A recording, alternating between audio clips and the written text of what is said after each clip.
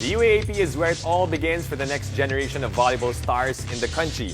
But besides their volleyball career, these student athletes have also been discovering new things about themselves on and off the court. Now let's find out more from Season 85 correspondents Jana Ejido and Jerry Medina reporting for Adamson and NU respectively. Ladies, welcome back to the game, and of course we're so excited to hear your stories. But first, I wanted to ask you, kamustahin lang natin how the season's been for you guys and for your teams. Unahin natin si Jerry, of course, for NU. So compared to season 84, there's so much expectations coming into season 85. Yeah. And the girls tell me this season is way more challenging because it's harder to tell which team will do good in games. But that's why games are more exciting for us now. And it's so nice when you attend training and you see them in games. It's so nice to see all of them play and they get so competitive and so different on court. So it's been nice to watch them. And if you see the stories of Jerry, very close to the team right now. A lot of bonding with them. No, absolutely. That's why she's the best person to be here, to be honest. And, Jana, you take a look at this Adamson team. A lot of people are surprised. I'm sure the team itself aren't surprised. But then, how's the season been? How have they been reacting to their early season success? Well, the girls are so relaxed. Every time I go to the dugout, it's a very calm atmosphere, and that's the kind of atmosphere that Coach Jerry wants among the girls, and the girls are not getting into their heads.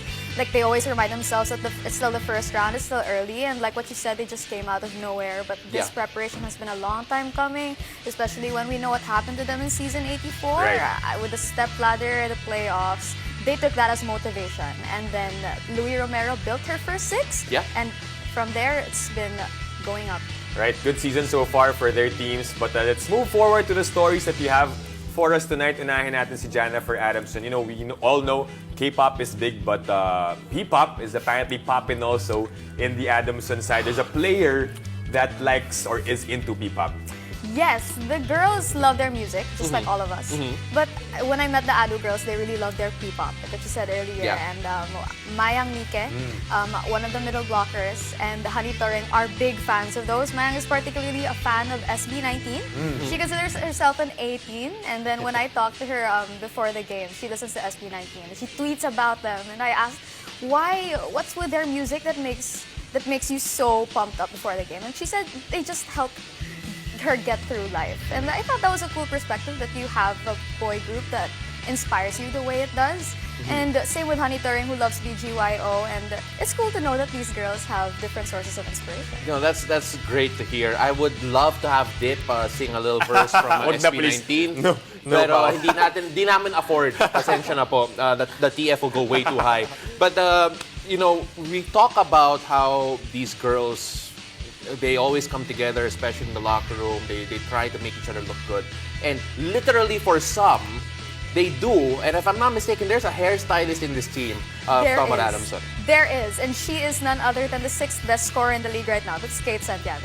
Whether she's scoring 20 points, 18 points in games, she's actually the hairstylist of Adu. Whenever I would go into the dugout, all the girls are just on the floor, and then Kate is sitting down, and both of her hands are just braiding everyone's hair, whether that's the tiny braids on a ponytail or your entire hair. It's just both at the front or at the back, whether that's a fishtail, a single.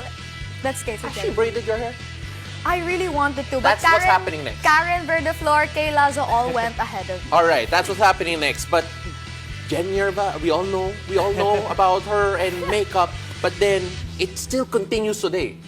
Yeah, so if there's a hairline in Adamson's dugout, there's a makeup line in NU's dugout. Nierva's the resident makeup artist of NU. But believe it or not, she told me when she was still younger, she was boyish. She didn't really dress up a lot, she didn't put makeup, she didn't really like going out. But in the pandemic, she spent a lot of time home. So that's when she started learning how to put blush, started putting foundation more. And so after that, she became the makeup guru. So it's so cute when the girls are bored, including me. There's another makeup line in training. She did all of our makeups before, and sometimes she'd do my makeup before the game. And even in the press con, she helped me with my eyeliner. I wouldn't be surprised if they put up a business in there. I was going to ask Jerry if her makeup right now is a la Jen or not. But then, but let's move on. Right. Okay, more stories naman for NU this time. Of course, the duo of Sheena, Turing, and Erin, of course, when they lost to UST, talk about their character and how they bounced back from that one. Yes, so the girls took the UST loss very personally, also because they haven't really lost in the country for a very long time. So when they lost against UST, you could see in their faces, like Jen, Alay, Manang says, that they really took the loss. Like, it was such a shock to them. That's why there was like a moment after the game, and these are the moments you have as a courtside reporter, as a correspondent, that you get to only understand when you're there. Right. So anyway, Erin, as the high school team captain, she rallied everyone. There was like a circle in MOA, and that's when she was like, she looked at everyone and she was like, gusto pa ba natin mag back-to-back? And it was like time stop, ang drama. And then they all looked around, and they were like, gusto, gusto. So that was very moving. And then the day after, I talked to Manang Ses and Alay, and they both told me, like, after Erin said, gusto pa ba natin mag back-to-back, they said that moving forward to UP, because UP was the next game. Yeah. So moving forward, they always ask themselves that every time they set, every time they're about to serve, like, gusto ko pa ba mag back-to-back? Yeah.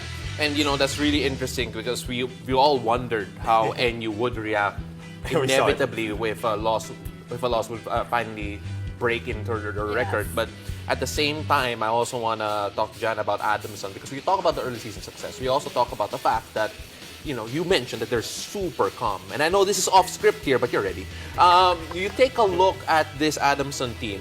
How do they deal with setbacks when things don't go right? We've heard it from the NU side. How do Adamson do it? Coach Jerry would always be the first one to talk. But Coach Jerry isn't known for being very extravagant with his words. But after he does, that does the change in the atmosphere for the girls.